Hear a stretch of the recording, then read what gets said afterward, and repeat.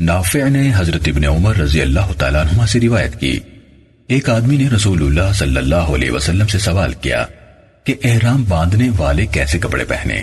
رسول اللہ صلی اللہ علیہ وسلم نے جواب دیا، نہ قمیص پہنو، نہ امامہ، نہ شلوار، نہ کوٹ یعنی ٹوپی، جوڑا لبادہ اور نہ موزے پہنو، سوائے اس کے جسے جوتے میسر نہ ہو وہ موزے پہن لے اور انہیں ٹخنوں کے نیچے تک کاٹ لے، اور ایسا کپڑا نہ پہنو جسے کچھ بھی زعفران یا ورس یعنی زرد چولا لگا ہو۔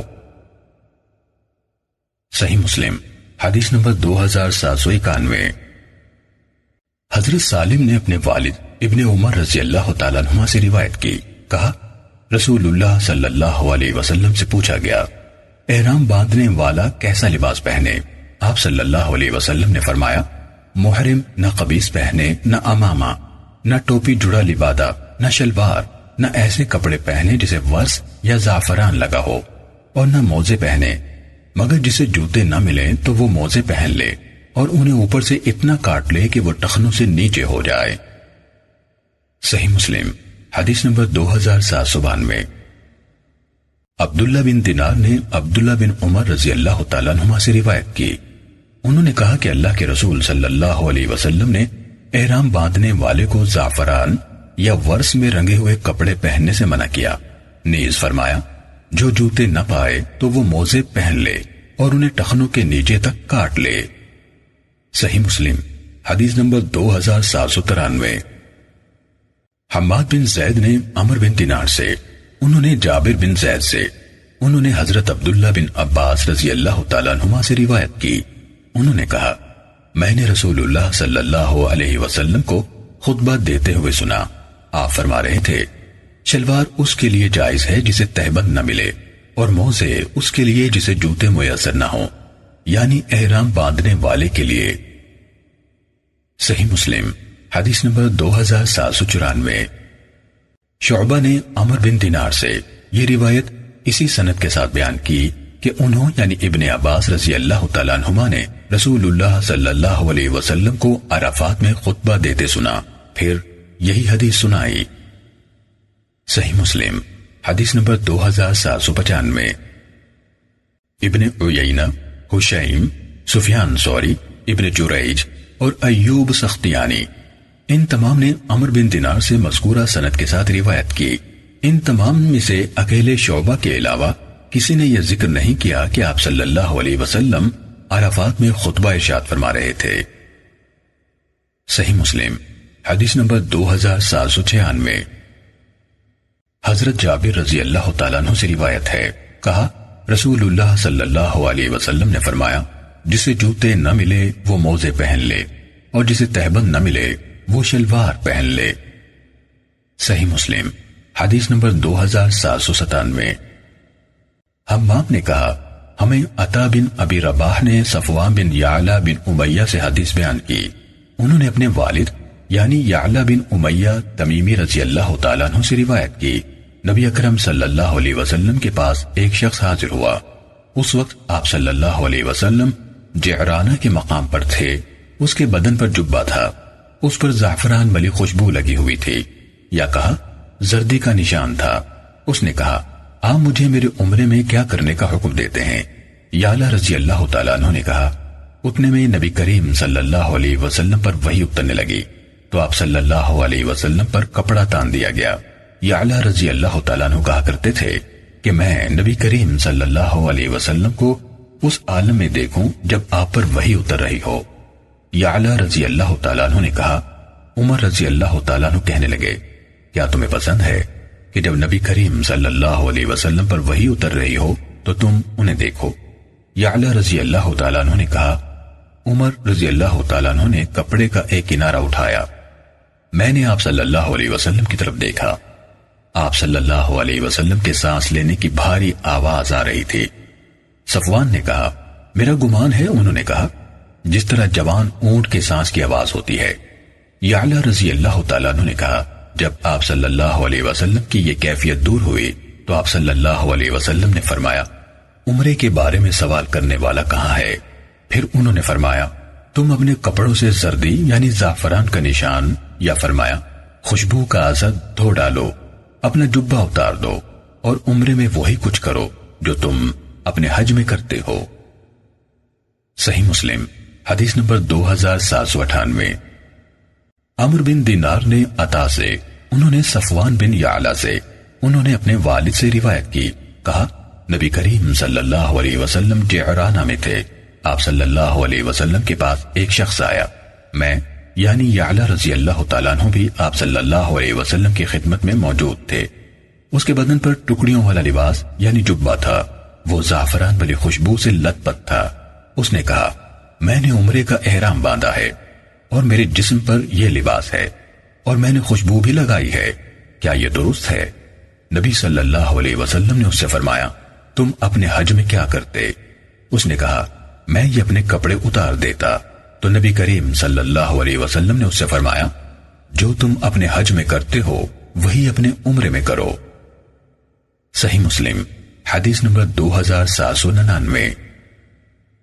ابن جریج نے کہا مجھے عطا نے خبر دی کہ صفوان بن یعلا بن امیہ نے انہیں خبر دی کہ یعلا رضی اللہ تعالیٰ عنہ عمر ابن الخطاب رضی اللہ تعالیٰ عنہ سے کہا کرتے تھے کاش میں نبی کریم صلی اللہ علیہ وسلم کو اس وقت دیکھوں جب آپ صلی اللہ علیہ وسلم پر وحی نازل ہو رہی ہو۔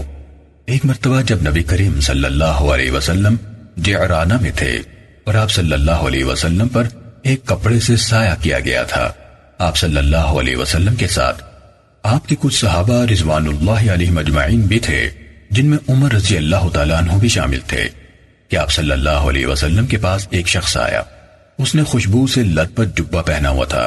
اس نے کہا اے اللہ کے رسول صلی اللہ علیہ وسلم، آپ کا اس شخص کے بارے میں کیا خیال ہے جس نے اچھی طرح خوشبو لگا کر جبے میں عمرے کا احرام باندھا ہے؟ نبی کریم صلی اللہ علیہ وسلم نے کچھ دیر اس کی طرف دیکھا، پھر سکوت اختیار فرمایا، تو اس اسنا میں آپ صلی اللہ علیہ وسلم پر وحی نازل ہونا شروع ہو گئی۔ حضرت عمر رضی اللہ تعالیٰ عنہ نے ہاتھ سے یعلا رضی اللہ تعالیٰ عنہ کو اشارہ کیا، ادھر آؤ۔ یعلا رضی اللہ عنہ آ گئے اور اپنا سر چادر میں داخل کر دیا۔ اس وقت آپ صلی اللہ علیہ وسلم کا چہرہ سرخ ہو رہا تھا۔ آپ صلی اللہ علیہ وسلم کچھ دیر بھاری بھاری سانس لیتے رہے، پھر آپ صلی اللہ علیہ وسلم سے وہ کیفیت دور ہو گئی تو آپ صلی اللہ علیہ وسلم نے فرمایا وہ شخص کہاں ہے جس نے ابھی مجھ سے عمرے کے متعلق سوال کیا تھا؟ آدمی کو تلاش کر کے حاضر کیا گیا۔ نبی کریم صلی اللہ علیہ وسلم نے فرمایا وہ خوشبو جو تم نے لگا رکھی ہے اسے 3 مرتبہ دھو لو اور یہ جبہ یعنی لباس اسے اتار دو، پھر اپنے عمرے میں ویسے ہی کرو جیسے تم اپنے حج میں کرتے ہو۔ صحیح مسلم حدیث نمبر 2800۔ قیس عطا سے حدیث بیان کرتے ہیں، وہ صفوان بن یعلا بن امیہ سے، وہ اپنے والد یعنی یعلا رضی اللہ تعالیٰ عنہ سے، کہ جب نبی کریم صلی اللہ علیہ وسلم جعرانہ میں تھے، آپ صلی اللہ علیہ وسلم کے پاس ایک شخص آیا، وہ عمرے کا احرام باندھ کر تلبیہ کہہ چکا تھا۔ اس نے اپنا سر اور اپنی داڑھی کو زرد رنگ سے رنگا ہوا تھا اور اس کے جسم پر جبہ تھا۔ اس نے پوچھا اے اللہ کے رسول صلی اللہ علیہ وسلم، میں نے عمرے کا احرام باندھا ہے اور میں اس حالت میں ہوں جو آپ دیکھ رہے ہیں۔ آپ صلی اللہ علیہ وسلم نے فرمایا جبہ اتار دو، اپنے آپ سے زرد رنگ کو دھو ڈالو اور جو تم نے اپنے حج میں کرنا تھا وہی عمرے میں کرو۔ صحیح مسلم حدیث نمبر 2801۔ رباح بن ابی معروف نے ہم سے حدیث بیان کی، کہا میں نے عطا سے سنا، انہوں نے کہا مجھے صفوان بن یعلا نے اپنے والد یعلا رضی اللہ تعالیٰ عنہ سے خبر دی، کہا ہم رسول اللہ صلی اللہ علیہ وسلم کے ساتھ تھے کہ ایک شخص آیا، اس نے جبہ پہن رکھا تھا جس پر زعفران ملی خوشبو کے نشانات تھے۔ اس نے کہا اے اللہ کے رسول صلی اللہ علیہ وسلم، میں نے عمرے کا احرام باندھا ہے تو میں کس طرح کروں؟ آپ صلی اللہ علیہ وسلم خاموش رہے اور اسے کوئی جواب نہ دیا۔ جب آپ صلی اللہ علیہ وسلم پر وحی اترتی تو حضرت عمر رضی اللہ تعالیٰ عنہ آپ کے آگے اوڑھ کرتے، آپ پر سایہ کرتے۔ میں نے حضرت عمر رضی اللہ تعالیٰ عنہ سے کہا میری خواہش ہے کہ جب آپ صلی اللہ علیہ وسلم پر وحی نازل ہو میں بھی کپڑے میں آپ صلی اللہ علیہ وسلم کے ساتھ اپنا سر داخل کروں۔ جب آپ صلی اللہ علیہ وسلم پر وحی نازل ہونے لگی، حضرت عمر رضی اللہ تعالیٰ عنہ نے آپ کو کپڑے سے چھپا دیا۔ میں آپ صلی اللہ علیہ وسلم کے پاس آیا اور آپ صلی اللہ علیہ وسلم کے ساتھ کپڑے میں اپنا سر داخل کر دیا۔ اور آپ کو وحی کے نزول کی حالت میں دیکھا۔ جب آپ کی وہ کیفیت ظاہر کر دی گئی تو فرمایا، ابھی عمرے کے متعلق سوال کرنے والا شخص کہاں ہے؟ اتنے میں وہ شخص آپ کے پاس آ گیا تو آپ صلی اللہ علیہ وسلم نے فرمایا، اپنا جبہ اتار دو، اپنے جسم سے زعفران ملی خوشبو کا نشان دھو ڈالو اور عمرے میں وہی کرو جو تم نے حج میں کرنا تھا۔ صحیح مسلم حدیث نمبر 2802۔ عمرو بن دینار نے طاؤس سے، انہوں نے ابن عباس رضی اللہ تعالیٰ عنہما سے روایت کی، انہوں نے کہا رسول اللہ صلی اللہ علیہ وسلم نے مدینے والوں کے لیے ذوالحلیفہ، شام والوں کے لیے جحفہ، نجد والوں کے لیے قرن المنازل اور یمن والوں کے لیے یلملم کو میقات مقرر کیا اور فرمایا، یہ چاروں میقات ان جگہوں پر رہنے والے اور وہاں نہ رہنے والے، وہاں تک پہنچنے والے ایسے لوگوں کے لیے ہیں جو حج اور عمرے کا ارادہ کریں، اور جو ان مقامات کے اندر ہوں وہ اپنے گھر ہی سے احرام باندھ لے، جو اس سے زیادہ حرم کے قریب ہو وہ اسی طرح کرے حتیٰ کہ مکے والے مکے ہی سے احرام باندھیں۔ صحیح مسلم حدیث نمبر 2803۔ وہیب نے کہا ہمیں عبداللہ بن طاؤس نے اپنے والد سے، انہوں نے ابن عباس رضی اللہ تعالیٰ عنہما سے حدیث بیان کی کہ رسول اللہ صلی اللہ علیہ وسلم نے مدینے والوں کے لیے ذوالحلیفہ، شام والوں کے لیے جحفہ، نجد والوں کے لیے قرن المنازل اور یمن والوں کے لیے یلملم کو میقات مقرر کیا اور فرمایا، یہ مقامات وہاں کی باشندوں اور ہر آنے والے ایسے شخص کے لیے میقات ہیں جو دوسرے علاقوں سے وہاں پہنچے اور حج و عمرے کا ارادہ رکھتا ہو، اور جو کوئی ان مقامات سے اندر ہو وہ اسی جگہ سے احرام باندھ لے جہاں سے وہ چلے حتیٰ کہ مکے والے مکے ہی سے احرام باندھیں۔ صحیح مسلم حدیث نمبر 2804۔ نافع نے ابن عمر رضی اللہ تعالیٰ عنہما سے روایت کی کہ رسول اللہ صلی اللہ علیہ وسلم نے فرمایا، مدینے والے ذوالحلیفہ سے، شام والے جحفہ سے اور نجد والے قرن المنازل سے احرام باندھ کر تلبیہ کہیں۔ عبداللہ بن عمر رضی اللہ تعالیٰ عنہما نے کہا، مجھے یہ بات بھی پہنچی کہ رسول اللہ صلی اللہ علیہ وسلم نے فرمایا، یمن والے یلملم سے احرام باندھ کر تلبیہ کہیں۔ صحیح مسلم حدیث نمبر 2805۔ سالم بن عبداللہ بن عمر بن الخطاب نے اپنے والد سے روایت کی، کہا میں نے رسول اللہ صلی اللہ علیہ وسلم سے سنا، آپ صلی اللہ علیہ وسلم فرما رہے تھے، اہل مدینہ کا مقام تلبیہ یعنی وہ جگہ جہاں سے با آواز بلند لبیک اللہم لبیک کہنے کا آغاز ہوتا ہے، یعنی میقات مراد ہے، ذوالحلیفہ ہے۔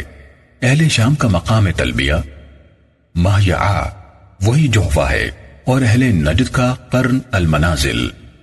عبداللہ بن عمر رضی اللہ تعالیٰ عنہ نے کہا، مجھے بتانے والے ان لوگوں کا خیال ہے کہ رسول اللہ صلی اللہ علیہ وسلم نے، میں نے آپ سے خود نہیں سنا، فرمایا، اور اہل یمن کا مقام تلبیہ یلملم ہے۔ صحیح مسلم حدیث نمبر 2806۔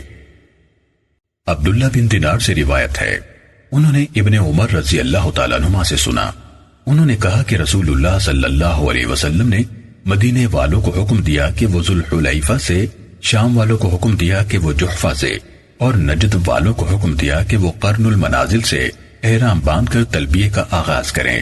عبداللہ بن عمر رضی اللہ تعالیٰ عنہما نے کہا، مجھے خبر دی گئی کہ آپ صلی اللہ علیہ وسلم نے فرمایا، یمن والے یلملم سے احرام باندھیں۔ صحیح مسلم حدیث نمبر 2807۔ روح بن عبادہ نے کہا، ہمیں ابن جریج نے حدیث سنائی، کہا ہمیں ابو زبیر نے خبر دی کہ انہوں نے جابر بن عبداللہ رضی اللہ تعالیٰ عنہما سے سنا، ان سے مقام تلبیہ کے بارے میں پوچھا جا رہا تھا تو انہوں نے کہا، میں نے سنا پھر رک گئے، اور کچھ وقفے کے بعد کہا، ان یعنی جابر رضی اللہ تعالیٰ عنہ کی مراد نبی اکرم صلی اللہ علیہ وسلم سے تھی کہ جابر رضی اللہ تعالیٰ عنہ نے ان سے سنا۔ صحیح مسلم حدیث نمبر 2808۔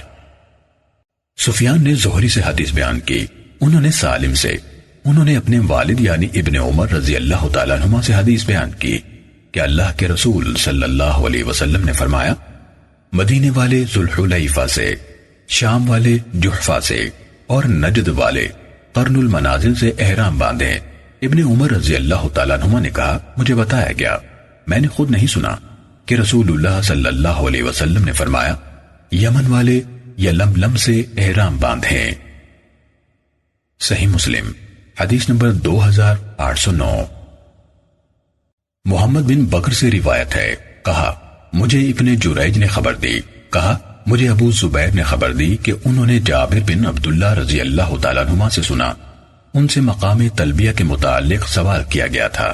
جابر رضی اللہ تعالیٰ عنہ نے کہا میں نے سنا، میرا خیال ہے کہ انہوں نے حدیث کی نسبت رسول اللہ صلی اللہ علیہ وسلم کی طرف کی۔ آپ نے فرمایا مدینے والوں کا مقام تلبیہ یعنی احرام باندھنے کی جگہ ذوالحلیفہ ہے، اور دوسرے راستے سے آنے والوں کا مقام جحفہ ہے۔ اہل عراق کا مقام تلبیہ ذات عرق، نجد والوں کا قرن المنازل، اور یمن والوں کا یلملم ہے۔ صحیح مسلم حدیث نمبر 2810۔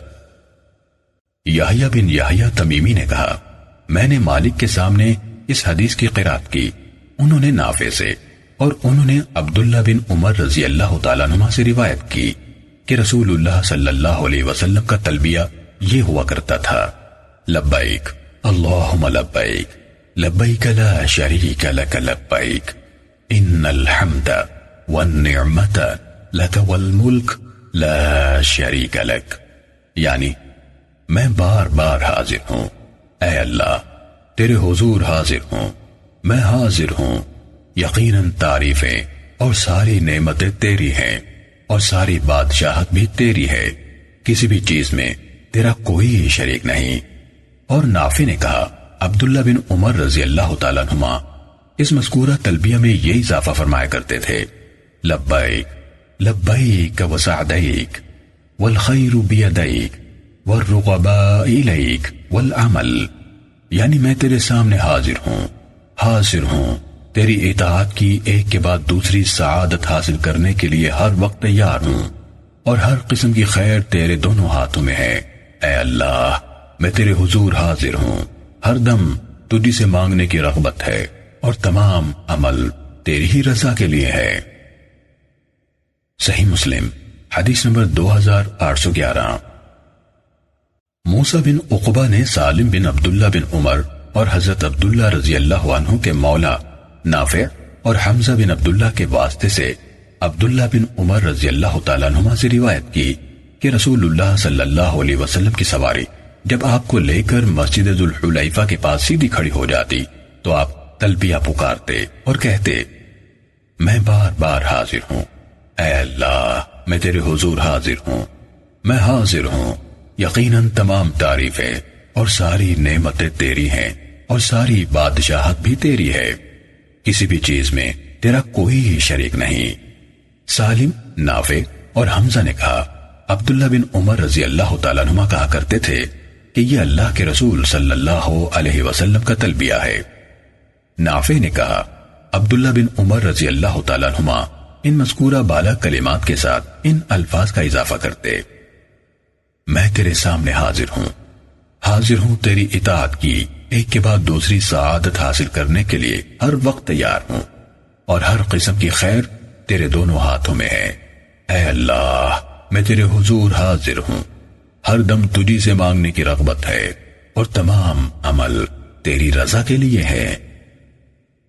صحیح مسلم حدیث نمبر 2812۔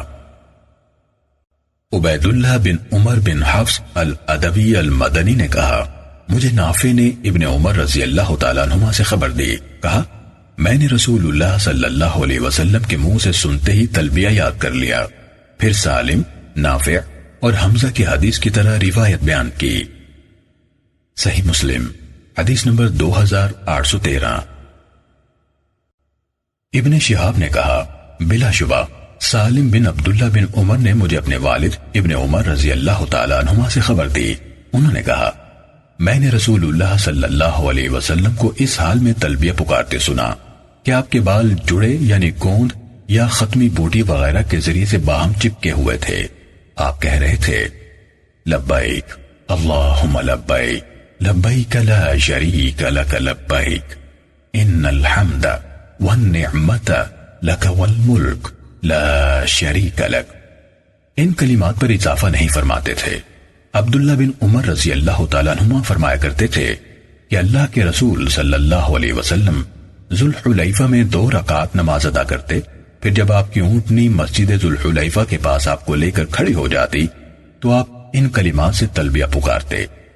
عبداللہ بن عمر رضی اللہ تعالیٰ عنہما کہا کرتے تھے کہ عمر ابن الخطاب رضی اللہ تعالیٰ عنہ ان کلمات کے ساتھ رسول اللہ صلی اللہ علیہ وسلم جیسا تلبیہ پکارتے تھے اور ساتھ یہ کہتے لبیک اللہم لبیک لبیک لبیک وسعدیک والخیر بیدیک والرغباء الیک والعمل۔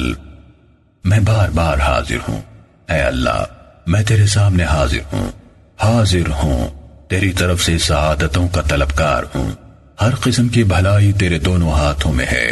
اے اللہ میں تیرے حضور حاضر ہوں، ہر دم تجھی سے مانگنے کی رغبت ہے اور ہر عمل تیری رضا کے لیے ہے۔ صحیح مسلم حدیث نمبر 2814۔ حضرت عباس رضی اللہ تعالیٰ عنہ سے روایت ہے، کہا مشرکین کہا کرتے تھے کہ ہم حاضر ہیں، تیرا کوئی شریک نہیں۔ کہا رسول اللہ صلی اللہ علیہ وسلم فرماتے تمہاری بربادی، بس کرو یہیں پر رک جاؤ۔ مگر وہ آگے کہتے مگر ایک ہے شریک جو تمہارا ہے، تم اس کے مالک ہو، وہ مالک نہیں۔ وہ لوگ بیت اللہ کا طواف کرتے ہوئے یہی کہتے تھے۔ صحیح مسلم حدیث نمبر 2815۔ یحییٰ بن یحییٰ نے حدیث بیان کی، کہا میں نے مالک کے سامنے قرات کی، انہوں نے موسیٰ بن عقبہ سے اور انہوں نے سالم بن عبداللہ سے روایت کی کہ انہوں نے اپنے والد عبداللہ بن عمر رضی اللہ تعالیٰ عنہما سے سنا، انہوں نے فرمایا یہ تمہارا چٹیل میدان بیدا وہ مقام ہے جس کے حوالے سے تم رسول اللہ صلی اللہ علیہ وسلم کے بارے میں غلط بیانی کرتے ہو۔ رسول اللہ صلی اللہ علیہ وسلم نے کسی اور جگہ سے نہیں مگر مسجد کے قریب یعنی ذوالحلیفہ ہی سے احرام باندھا تھا۔ صحیح مسلم حدیث نمبر 2816۔ حاتم یعنی ابن اسماعیل نے موسیٰ بن عقبہ سے، انہوں نے سالم سے حدیث بیان کی، کہا جب ابن عمر رضی اللہ تعالیٰ عنہما سے یہ کہا جاتا کہ احرام بیدا سے باندھا جاتا ہے تو وہ کہتے بیدا وہ مقام ہے جس کے حوالے سے تم رسول اللہ صلی اللہ علیہ وسلم پر غلط بیانی کرتے ہو۔ رسول اللہ صلی اللہ علیہ وسلم نے کسی اور جگہ سے نہیں درخت کے پاس ہی سے احرام باندھا تھا جب آپ کی اونٹنی آپ کو لے کر کھڑی ہو گئی تھی۔ صحیح مسلم حدیث نمبر 2817۔ سعید بن ابی سعید مقبوری نے عبید بن جریج سے روایت کی کہ انہوں نے عبداللہ بن عمر رضی اللہ تعالیٰ عنہ سے کہا اے ابو عبد الرحمن، میں نے آپ کو 4 ایسے کام کرتے دیکھا ہے جو آپ کی کسی اور ساتھی کو کرتے نہیں دیکھا۔ ابن عمر رضی اللہ تعالیٰ عنہ نے کہا ابن جریج وہ کون سے 4 کام ہیں؟ ابن جریج نے کہا میں نے آپ کو دیکھا ہے کہ آپ بیت اللہ کے 2 یمانی رکنوں یعنی کونوں کے سوا اور کسی رکن کو ہاتھ نہیں لگاتے۔ میں نے آپ کو دیکھا ہے سبتی یعنی رنگے ہوئے صاف چمڑے کے جوتے پہنتے ہیں، نیز آپ کو دیکھا کہ زرد رنگ سے کپڑوں کو رنگتے ہیں، اور آپ کو دیکھا ہے کہ جب آپ مکے میں ہوتے ہیں تو لوگ ذی الحج کی پہلی کا چاند دیکھتے ہی لبیک پکارنا شروع کر دیتے ہیں، لیکن آپ 8ویں کا دن آنے تک تلبیہ نہیں پکارتے۔ عبداللہ بن عمر رضی اللہ تعالیٰ عنہ نے جواب دیا جہاں تک ارکان یعنی بیت اللہ کے کونوں کی بات ہے تو میں نے رسول اللہ صلی اللہ علیہ وسلم کو 2 یمنی رکنوں کے سوا کسی اور رکن کو ہاتھ لگاتے نہیں دیکھا۔ رہے سبتی جوتے تو بلا شبہ میں نے رسول اللہ صلی اللہ علیہ وسلم کو ایسے جوتے پہنے دیکھا جن پر بال نہ ہوتے تھے، آپ انہیں پہن کر وضو فرماتے، لہٰذا مجھے پسند ہے کہ میں یہی سبتی جوتے پہنوں۔ رہا زرد رنگ تو بلا شبہ میں نے رسول اللہ صلی اللہ علیہ وسلم کو دیکھا، آپ یہ رنگ استعمال کرتے تھے، اس لیے میں پسند کرتا ہوں کہ میں بھی اس رنگ کو استعمال کروں۔ اور رہی بات تلبیہ یعنی لبیک پکارنے کی تو میں نے آپ کو اس وقت تک لبیک کہتے نہیں سنا جب تک آپ کی سواری آپ کو لے کر کھڑی نہ ہو جاتی۔ صحیح مسلم حدیث نمبر 2818۔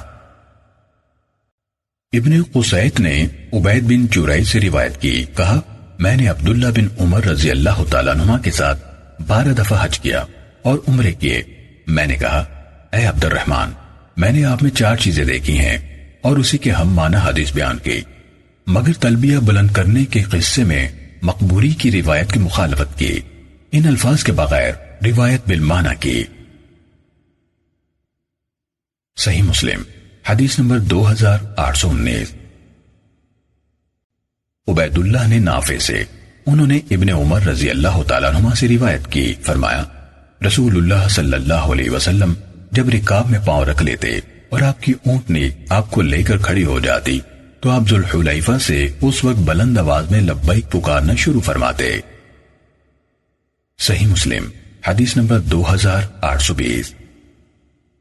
صالح بن کیسان نے نافع سے، انہوں نے ابن عمر رضی اللہ تعالیٰ عنہ سے روایت کی، وہ بتایا کرتے تھے کہ اللہ کے نبی صلی اللہ علیہ وسلم نے اس وقت تلبیہ پکارا جب آپ کی اونٹنی آپ کو لے کر سیدھی کھڑی ہو گئی۔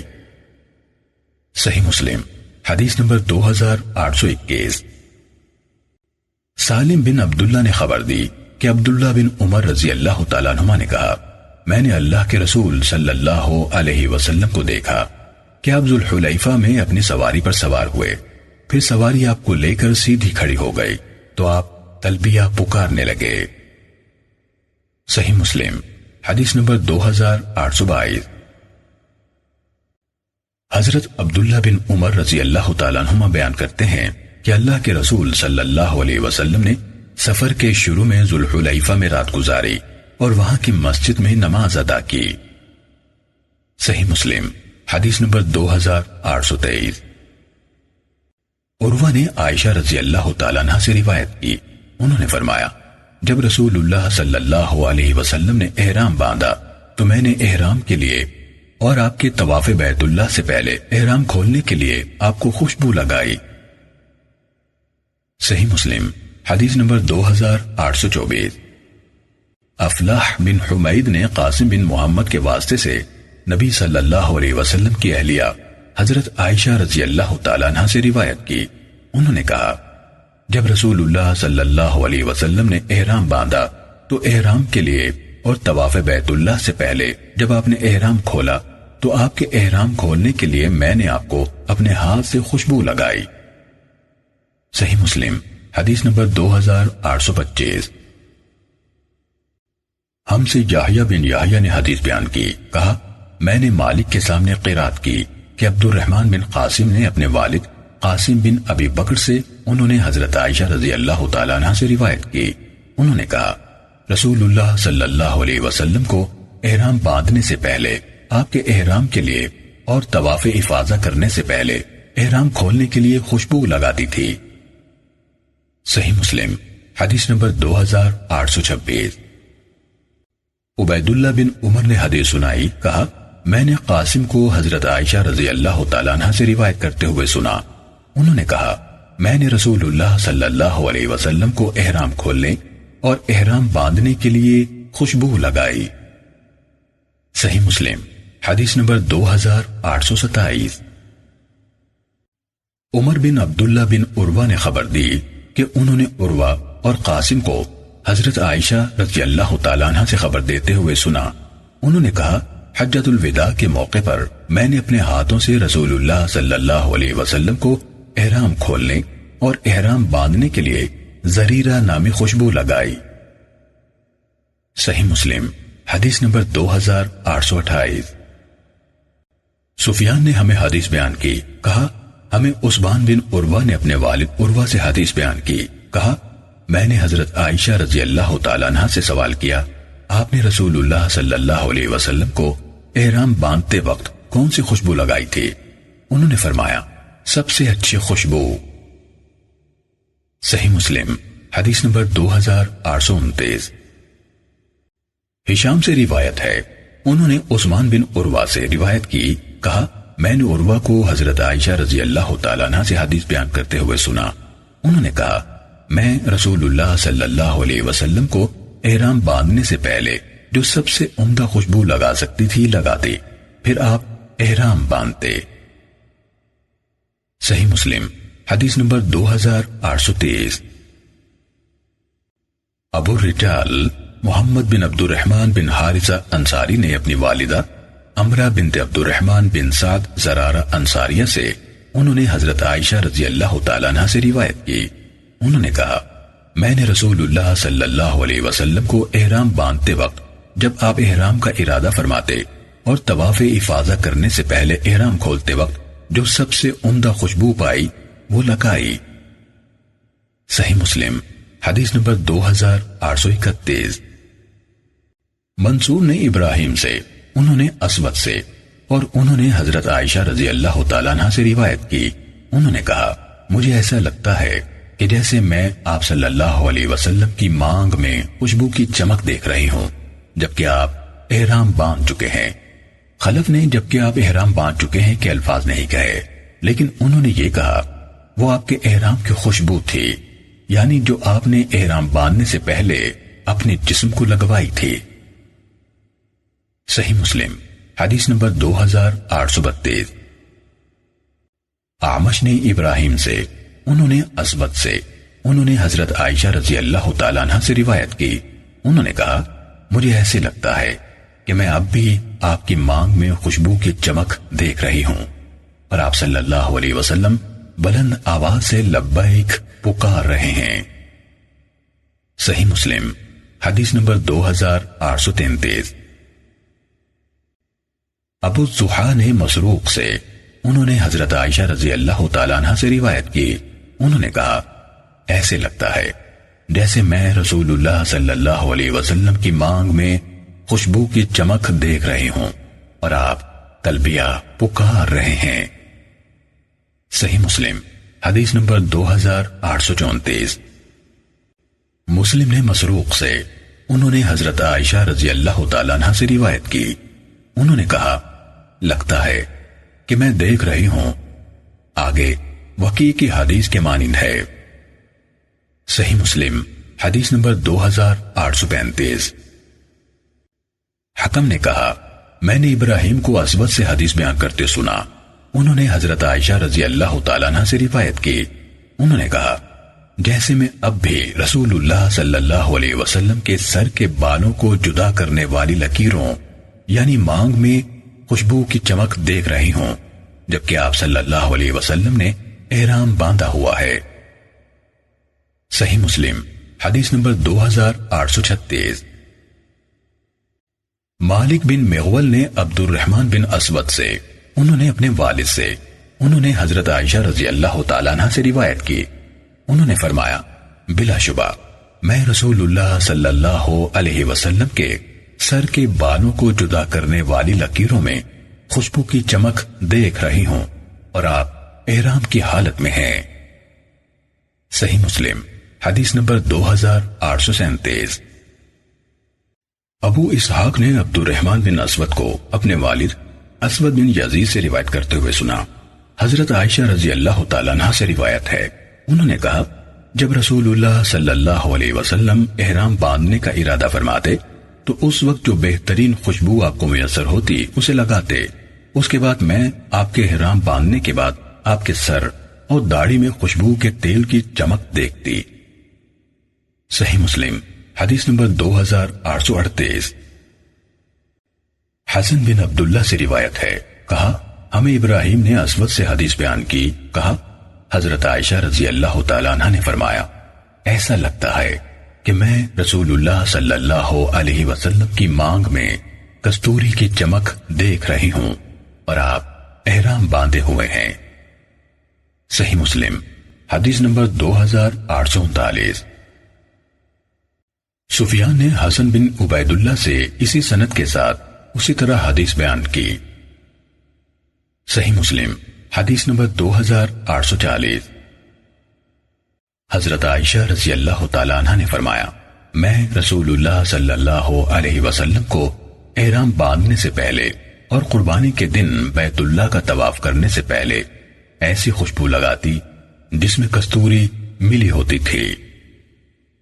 صحیح مسلم حدیث نمبر 2841۔ ابو عوانہ نے ابراہیم بن محمد بن منتشر سے، انہوں نے اپنے والد سے روایت کی، کہا میں نے عبداللہ بن عمر رضی اللہ تعالیٰ عنہما سے اس شخص کے بارے میں سوال کیا جو خوشبو لگاتا ہے پھر احرام باندھ لیتا ہے۔ انہوں نے جواب دیا، مجھے یہ پسند نہیں کہ میں احرام باندھوں اور مجھ سے خوشبو پھوٹ رہی ہو۔ یہ بات مجھے ایسا کرنے سے زیادہ پسند ہے کہ میں اپنے اوپر تارکول مل لوں۔ پھر میں حضرت عائشہ رضی اللہ تعالیٰ عنہ کی خدمت میں حاضر ہوا اور انہیں بتایا کہ ابن عمر رضی اللہ تعالیٰ عنہما نے تو کہا ہے، مجھے یہ پسند نہیں کہ میں محرم ہوں اور مجھ یعنی میرے جسم سے خوشبو پھوٹ رہی ہو۔ ایسا کرنے سے زیادہ مجھے یہ پسند ہے کہ میں اپنے جسم پر تارکول مل لوں۔ تو حضرت عائشہ رضی اللہ تعالیٰ عنہ نے فرمایا، میں نے رسول اللہ صلی اللہ علیہ وسلم کو احرام باندھتے وقت خوشبو لگائی تھی۔ پھر آپ نے اپنی تمام بیویوں کے ہاں چکر لگایا، پھر آپ نے احرام کی نیت کر لی، یعنی احرام کا آغاز کر لیا، یعنی خوشبو لگانے سے تھوڑی دیر بعد احرام باندھ لیا۔ صحیح مسلم حدیث نمبر 2842۔ شعبہ نے ابراہیم بن محمد بن منتشر سے روایت کی، انہوں نے کہا، میں نے اپنے والد کو حضرت عائشہ رضی اللہ تعالیٰ عنہ سے حدیث بیان کرتے سنا۔ انہوں نے فرمایا، میں رسول اللہ صلی اللہ علیہ وسلم کو خوشبو لگاتی، پھر آپ اپنی تمام بیویوں کے ہاں تشریف لے جاتے، بعد ازیں آپ احرام باندھ لیتے اور آپ سے خوشبو پھوٹ رہی ہوتی تھی۔ صحیح مسلم حدیث نمبر 2843۔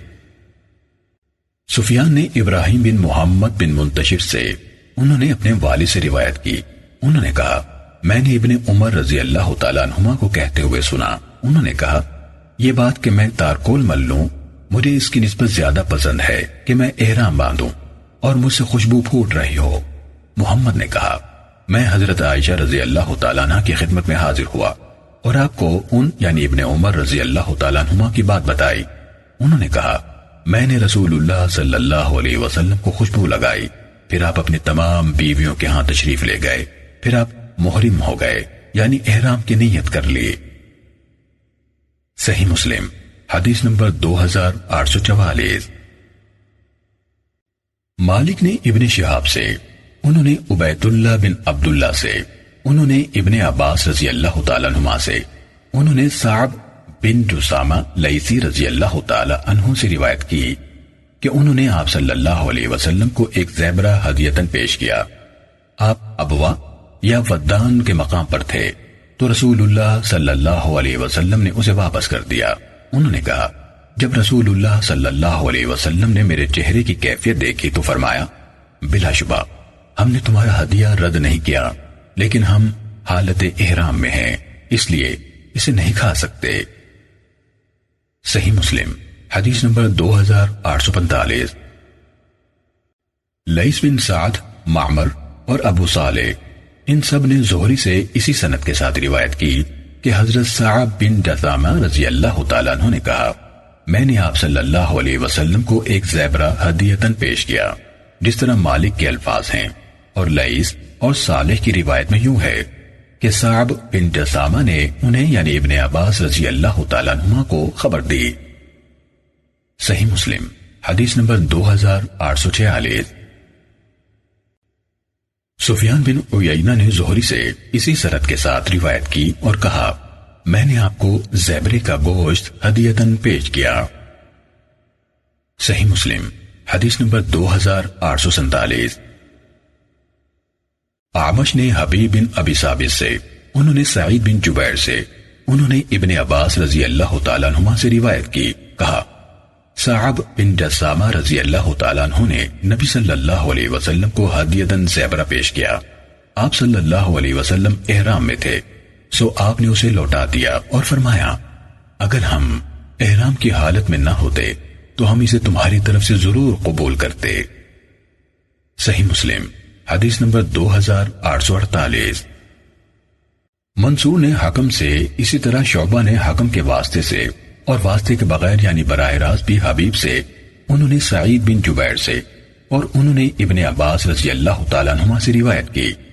حکم سے منصور کی روایت کے الفاظ ہیں کہ صعب بن جسامہ رضی اللہ تعالیٰ عنہ نے نبی صلی اللہ علیہ وسلم کو زیبرے کی ران ہدیتاً پیش کی۔ حکم سے شعبہ کی روایت کے الفاظ ہیں، زیبرے کا پچھلا دھڑ پیش کیا جس سے خون ٹپک رہا تھا۔